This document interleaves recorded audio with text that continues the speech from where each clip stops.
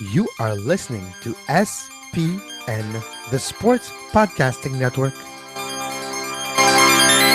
Und termina una Schwarzenegger. Va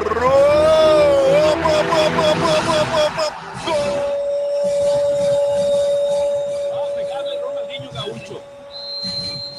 Ya lo hace. Pierna derecha, directo al arco. ¡Golazo! ¡Golazo! ¡Golazo! ¡Golazo! This is Soccer Today, live on SPN Radio, your new live show about the beautiful game in all its glory, with Duane, Rollins and Kevin Laramee. MLS, EPL, La Liga, Champions League, all is fair game. Powered by the Sports Podcasting Network. Visit us at sportspodcastingnetwork.com. Oh my God. Biggest comeback in Champions League history. If there was a team who could do it, it was Barcelona. And they did. I am Kevin Laramee. Welcome to Soccer Today. Duane's on assignment today. He's recovering from City Stoke. I don't know. We'll talk about this very briefly later on, but we'll start off the show today with, obviously, you guessed it, Barcelona PSG. Oh my Lord, the last 6 minutes, the craziest 6 minutes in Champions League, well, at least in the last few years, Barcelona, for the 10th straight times, moves on to the quarterfinals of the Champions League. That's historical. A lot of stats are historical from last night, and we will go and take a look at them. But first, let's talk about the Paris side of things. We'll talk about rumors later on, too, and maybe more than rumors, like an offer was made for Zlatan by an MLS team. Yeah, we'll have more details on it in the second segment. But in the first segment, Paris capitulated in the last 6 minutes of yesterday's game. Yeah, it was the craziest game I've seen in a long time. Shift of momentum when Cavani scored that beautiful outside the foot, about just inside the box volley for their only goal, which made it 3-1 at that point. Yeah, they conceded again, but with 5 minutes left in regular time, with extra time, Barcelona needed 3 goals because of the famous away rule. And we all thought that, yeah, this is the time. This is the one time where they got themselves into just a tad, a bit too deep of a hole, and weren't going to be able to. But you know what? We were all wrong in the last and maybe the greatest 6 minutes in the sports history. At least it's recent history. Yeah, it was great. Because it wasn't for a trophy, it might not be remembered as such. And the Aguero and Dzeko moment for City a few years ago still comes to mind when we think about crazy minutes of soccer and extra time. But this one, man, it's going to live up in infamy for Paris. The way they capitulated in the last 6 minutes, they had 4 completed passes in the last 6 minutes, and 3 of those 4s were off kickoff because they conceded a goal. They just were totally dominated. Nerves got to them. Panic. They became frozen, tense, cones. And the winner, crazy, because Barcelona was going to lose. Either they're going to lose. At that point, it's 5-5 on aggregate, but they conceded. Conceded that away goal in that game, so they're done. The goalkeeper is on the Ter Stegen is on the other half. He's on the opponent's half, and he gets fouled, which creates a free kick, which they scored the winner off of. Crazy, I'm telling you. A foul against a goalkeeper in the opponent's half led to a free kick that led to the winner for Barcelona. That's crazy. History right there. Never happened before.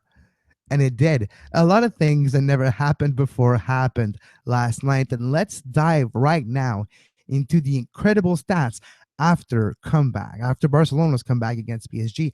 You can find this article on Eurosport.com. Here is the first one. Barcelona became the first team to overcome a 4-0 away defeat in the first leg of a European two-legged knockout tie. How about that? Barcelona became the first team to win 300 matches in all European competition. And what a way to win that match. Barcelona have progressed past the round of 16 in each of the last 10 seasons, the longest run ever in the competition.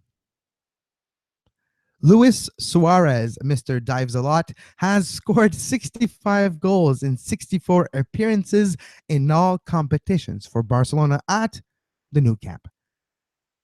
That's insane. More, well, barely, but just more goals than appearances at the Camp Nou. 1 goal a game. What more could you ask of a striker? Like nothing. It's like even more than that, or Messi. It's crazy. Barcelona's 95th minute goal came from a free kick given after a foul on goalkeeper Marc-Andre ter Stegen on the opposition's half.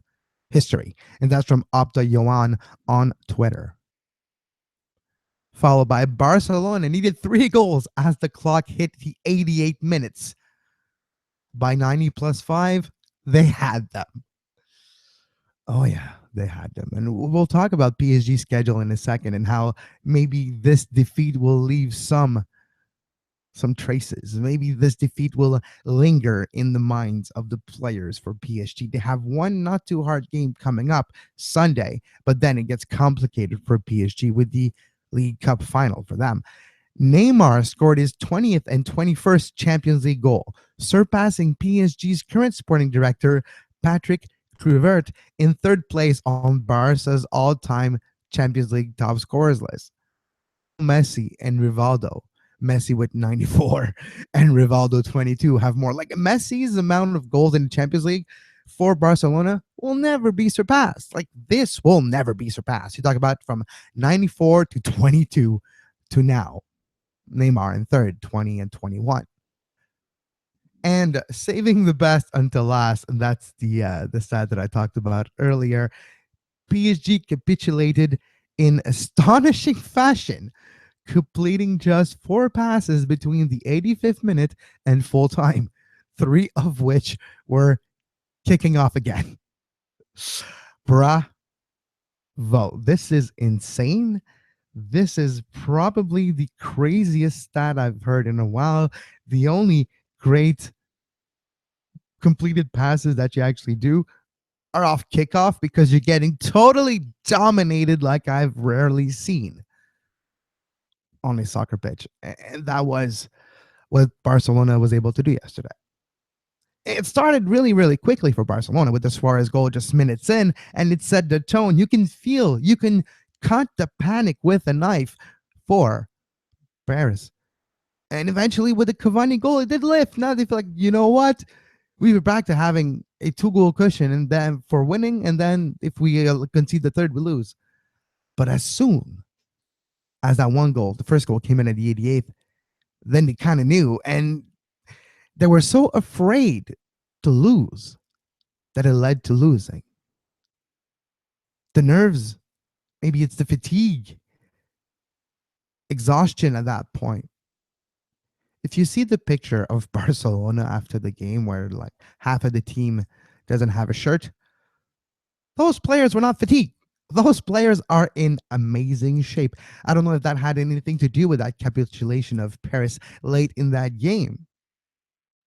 But there was a clear difference. At that moment, at that instant, Barca was able to do what they weren't able to do in the first game and 3 quarters before that point. Is be Barca, is open up and just go all in. Boom. No disregard for defense's safety and just going forward and trying to get those goals. And they did. And they did. And they did. What a game. What a match. What a night. Poor Paris. Now, I mentioned earlier that Paris's schedule is not necessarily that hard, but it's not necessarily that easy either. Now, they're going to play a game this Sunday, March 12th, on the road in Lorient in the league. And then they have Lyon. So they're at home, back to Parc des Princes, but they're going to play Lyon, which is never an easy game. Lyon are not what they used to be, but they're getting back there. Have a few interesting players developing and starting to perform well for Lyon. So it's not necessarily an easy game, but that's where it's got complicated right after.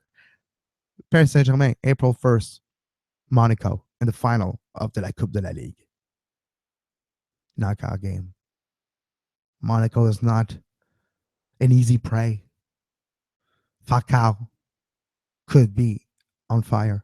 And will there be any traces left from that Barcelona exit? Paris truly felt it was their year. We actually, as many of us, yours truly, felt that it was their time too. But it wasn't meant to be. And now, for Paris, it's time to mend those bruises, to heal the broken bones and broken spirits, and go to Lorient and probably win like 5-0. We'll be right back.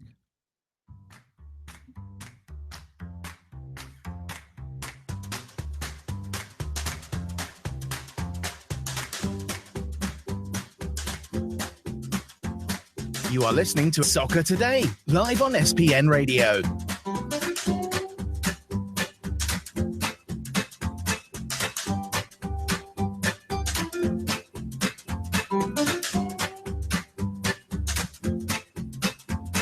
Visit sportspodcastingnetwork.com for more.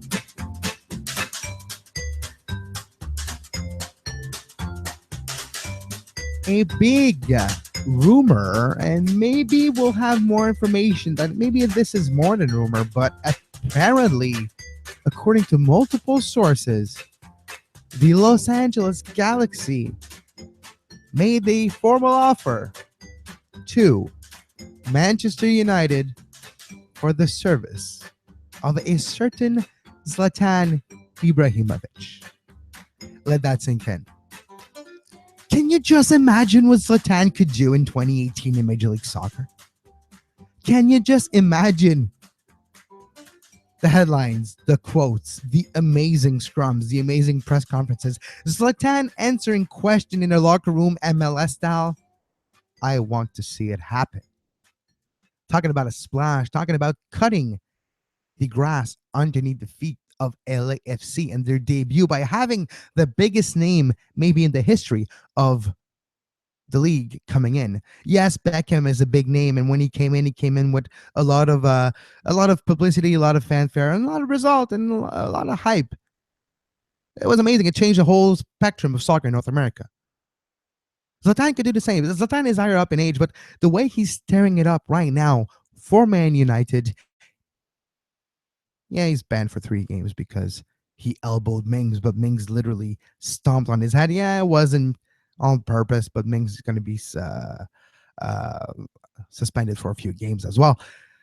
But Zlatan is going to play today on a terrible pitch in Europa League for Man United. Because the suspension is domestically, it doesn't affect his eligibility for Man United for European competition. So Zlatan's going to play today. Will Zlatan play in Major League Soccer in 2017? And that's a question. How big is that offer? If that's the case, will Man United be tempted by taking that offer? Because they have signed Zlatan on a free transfer.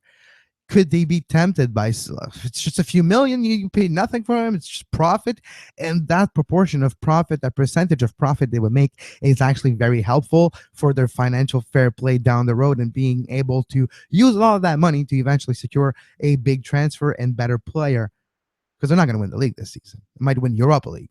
They're not winning Premier League. So could he be tempted by taking that offer from the LA Galaxy in Major League Soccer to sign Zlatan? And Zlatan could be the biggest signing in the history of this league because it's a short-term one. It's not like, okay, Beckham will still be the biggest signing for all reasons that we explained many, many times on this show.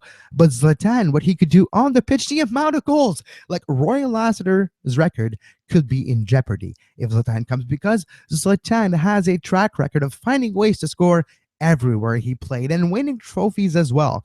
Even though it's not the biggest trophies, he've already won two for United. So maybe the third one's going to be Europa League, and then who knows? So those are very interesting. But Zlatan in MLS could change everything too. Zlatan with the LA Galaxy, first of all, if LAFC does sign their rumored first DP as Javier Chicharito Hernandez, he's a very popular figure, especially in the Mexican fan base. And there is a large Mexican fan base of the Mexican national team, El Tri, in LA. So it wouldn't be surprising that Chicharito is that answer, and they sign him in the big. But then, boom, the Galaxy announced, we are Zlatan. LA, the Galaxy is Zlatan. Done. Boom.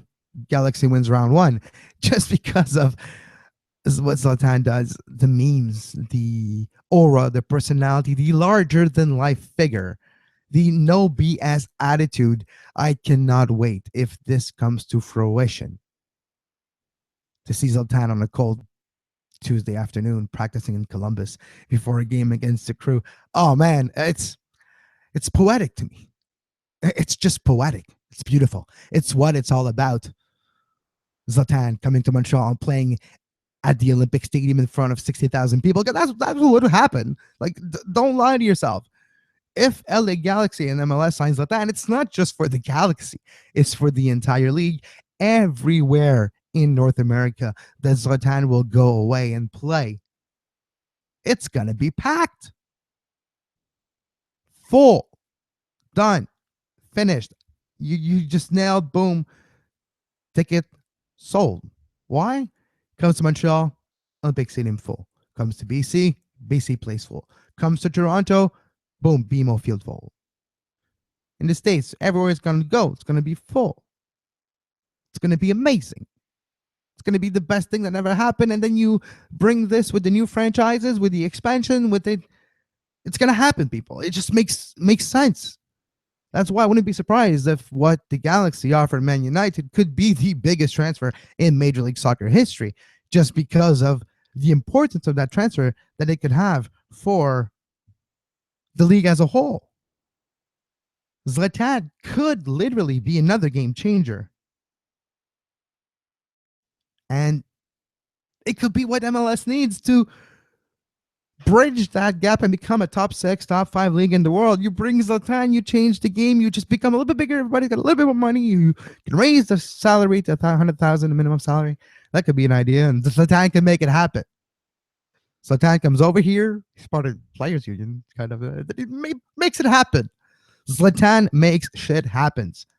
Sorry for the language here, but that's what Zlatan does, and I'm geeking out.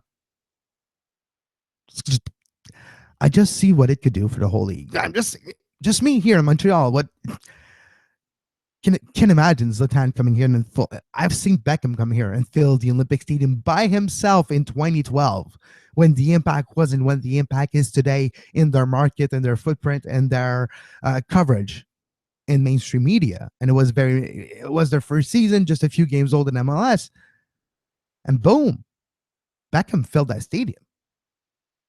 Imagine Zlatan now. Man, that's Zlatan to MLS makes me so hopeful for the future of my beloved sport in the continent. We'll be right back with some bits and bats.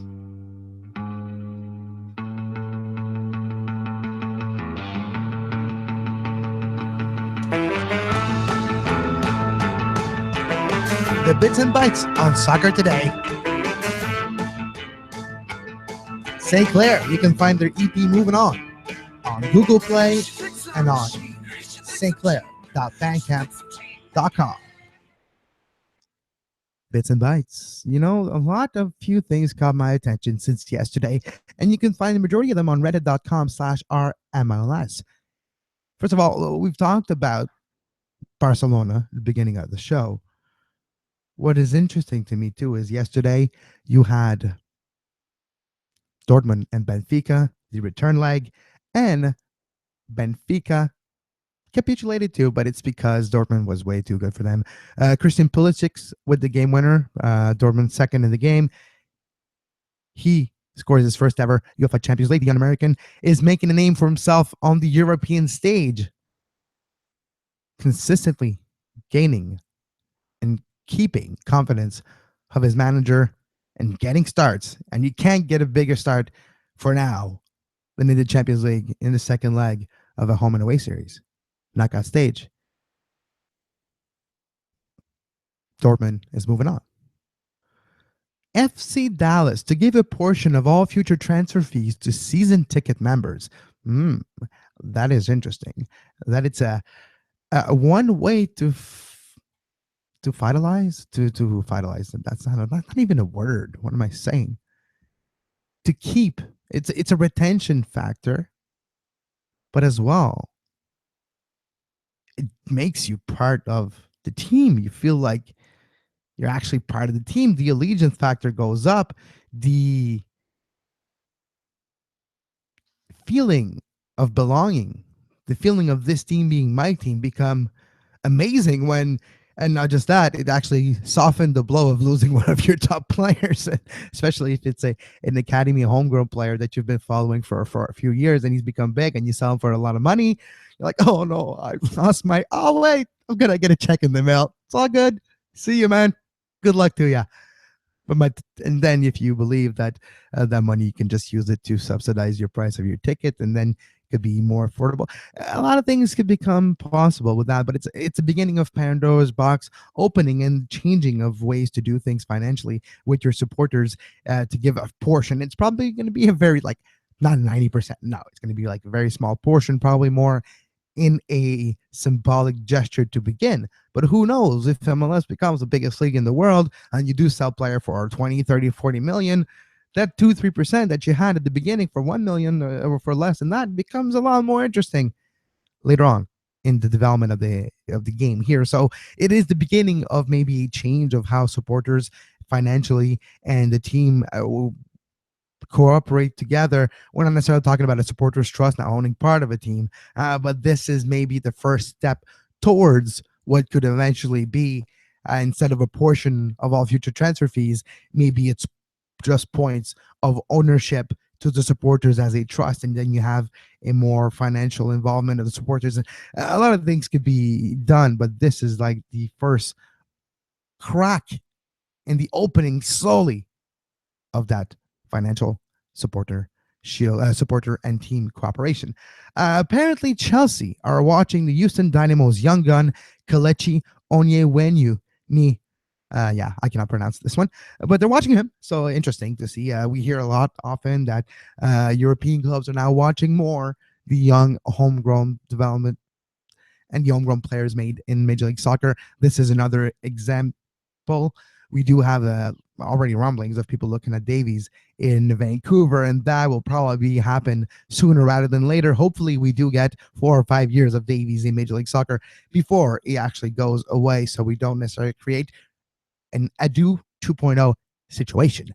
Alliance to sponsor Minnesota United Stadium. The island, it'll be probably the Alliance Arena or maybe the Alliance Stadium. So we'll see. It's going to be how it's going to be named, but the Alliance to sponsor Minnesota's United Stadium. So that will be the name of the up and coming stadium in Minnesota. Like we mentioned, the Galaxy extend the new offer or an offer to Ibrahimovic. And that, if that happens, oh my God, if that happens, again, I'm just geeking out here, geeking out across the galaxy, basically. That would be just awesome. So, what would you think it's going to happen? Like, we have a oh, by the way, another interesting thing that happened, DeAndre Yedlin got injured for Newcastle, and now he could miss the upcoming World Cup qualifiers for the United States. No, please. But yep, which that would mean we're probably going to have a Graham Zusi at right back, not the preferred options, but what do you do when your first options gets injured, like DeAndre Yedlin did just in the championship just a few days ago? So that will be fascinating.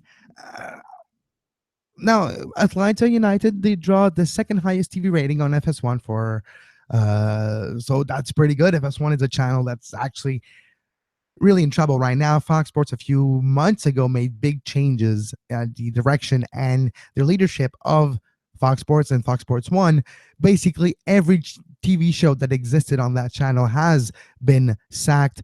That includes Jay and Dan in Fox Sports Live. So those two are back with TSN, by the way. So you might have them pop up in the soccer world now because TSN have Major League Soccer rights. So that will be fascinating to see back in our landscape, Jay and Dan. But for FS1, soccer and MLS is a big part of their new products. FS1 only have a handful of properties, a handful of rights. You're talking about the UFC, you're talking about Major League Soccer, but it's not exclusive for Major League Soccer. You're talking about some hockey games, you're talking about some baseball games, some football games, but it's never the preferred options. It's always lower down the pecking order. When they do have MLS, they do have a bigger choice, a bigger draw, and bigger potential for growth. And when you're looking at TV properties and the rights, you're not necessarily just having them for the immediacy, you have them for the future and the potential of growth for a TV properties like Atlanta, like big markets in the United States. Those TV markets, big TV markets for FS1, it could be a catalyst to help them make a foothold, a beachhead, and able to have more growth in that market and then grow the brand globally. It's tough to beat ESPN and it's tough to rival try to rival NBC Sports Network when NBC has a bit more rights and more options, especially NBC as a whole. And well, we all know the amount of funds NBC has by GE, but you do have Sunday Night Football and those properties that generate traffic for the entire catalog of product of in NBC. And Fox, they do have that for some NFL games and all that. But for FS1, Atlanta and Major League Soccer as a whole are going to help. Atlanta is going to use Fox Sports South in its local market. But I think at a national level, those ratings are going to help Major League Soccer in the future and help Atlanta a lot when it's time to get new sponsors, when it's time to proven commodities in the TV world and our sports, especially live ones, are at a rare premium right now. And this is very, very beneficial for the league as a whole. You can follow me on Twitter at Kev Laramee and follow the show at Soccer Today SPN. Like our Facebook page, facebook.com/sports podcasting network. And stay tuned. Just coming out in a few minutes after this show, you will have a brand new Scuderia F1 pit stop, pit news. Mark talked about the second and third day of, well, the second day was yesterday. So he talked about the testing that are going on in Europe right now before the beginning of the season, just about 3 weeks away. But until tomorrow, 10 a.m., enjoy your Europa League today, Man United, and have a great soccer. You were listening to SPN, the Sports Podcasting Network. Visit us, sportspodcastingnetwork.com.